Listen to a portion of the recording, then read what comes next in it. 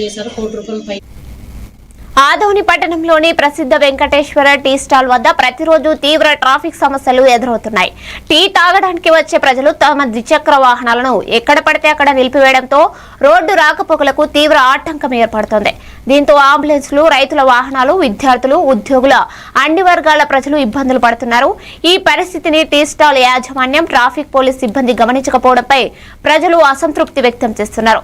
సమస్యను పరిష్కరించడానికి అధికారులు తక్షణ చర్యలు తీసుకోవాలని స్థానికులు కోరుతున్నారు.